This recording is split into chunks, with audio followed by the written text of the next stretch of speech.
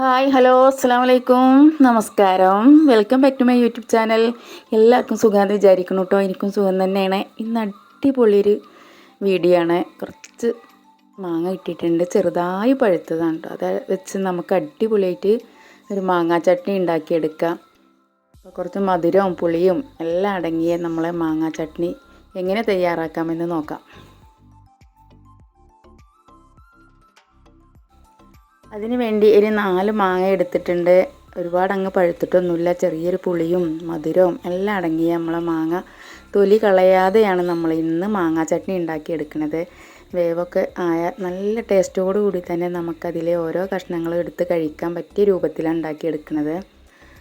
അങ്ങനെ നമ്മളെ മാങ്ങ ഒന്ന് ചെറുതായി അതിൻ്റെ ഞെട്ടൊക്കെ ഒന്ന് ചെത്തിയെടുത്തിട്ടുണ്ട്. പിന്നെ നന്നായി കഴുകി വൃത്തിയാക്കിയതിൻ്റെ ശേഷം ചെറിയ പീസാക്കി എടുക്കുകയാണ്. അതിന് വേണ്ടി ഒരു ചട്ടി അടുപ്പത്ത് വെച്ചിട്ട് ഉലുവ പൊട്ടിച്ചെടുക്കുന്നുണ്ട്. ഉലുവ പൊട്ടിയതിന് ശേഷം നമ്മൾ കുറച്ച് ചെറിയ ജീരകം കൂടി ഇട്ട് കൊടുത്ത് വറ്റൽമുളകും കറിവേപ്പിലയും ഇട്ട് നന്നായി ഒന്ന് വഴറ്റിയതിന് ശേഷം നമ്മളതിലേക്ക് കുറച്ചുകൂടെ മുളക് പൊടിയും കുറച്ച് മഞ്ഞൾപ്പൊടിയും ഇട്ട് കൊടുക്കുന്നുണ്ട്.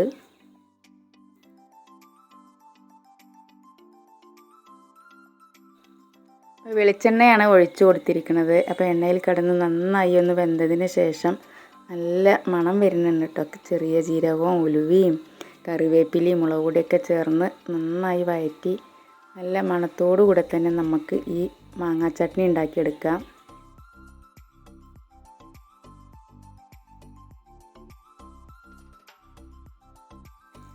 മാങ്ങ വേവുന്നത് വരെ നന്നായി ഇളക്കി കൊടുക്കണം. അടിയിൽ പിടിക്കാതെ തന്നെ നമുക്ക് ഇളക്കി കൊടുക്കാം.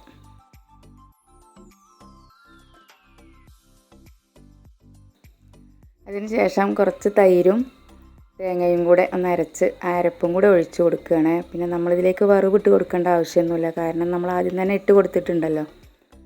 ഇനി വേണമെങ്കിൽ പുളി കൂടുകയാണെന്ന് തോന്നുകയാണെങ്കിൽ നമുക്കൊരു ശർക്കര ഇതിലേക്ക് ഒഴിച്ചു കൊടുക്കാം കേട്ടോ.